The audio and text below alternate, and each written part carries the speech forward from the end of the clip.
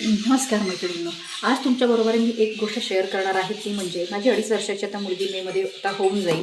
तर त्या मुलीला मी सकाळी नाश्त्यामध्ये जे देते, तर त्याच्यामध्ये मी खरं तर दूध जे त्याच्यामध्ये म्हणजे त्याला मी देते त्या दुधामध्ये हे बघा, माझ्याकडे मी तिला आलटून पालटून काही गोष्टी देत असते. ते म्हणजे दूध, पण हे नुसतं मी प्लेन दूध देत नाही. तर रात्री मी ह्या ज्या काळे खजूर असतात, तर ते मी 2 भिजवून ठेवते किंवा सकाळी ह्याच प्लेन दुधाबरोबर 2 मी ह्या सोलून तिला खायला देते.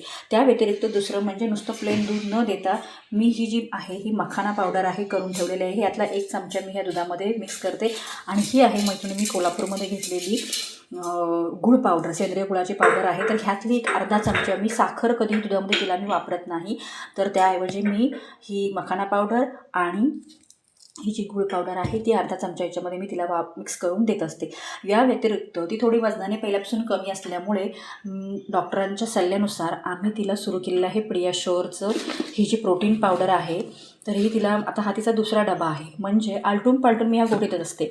एका दिवशी हे जर मिक्स करून दिलं तर दुसऱ्या दिवशी मी तिला ह्याच्यामध्ये दुसरं काही न टाकता, कारण हे नो ॲडेड शुगर असल्यामुळे दूध, ही प्रोटीन पावडर आणि थोडीशी अर्धा चमचा गूळ पावडर मी याच्यामध्ये मिक्स करते, परंतु तिला मी साखर खायला घालत नाही.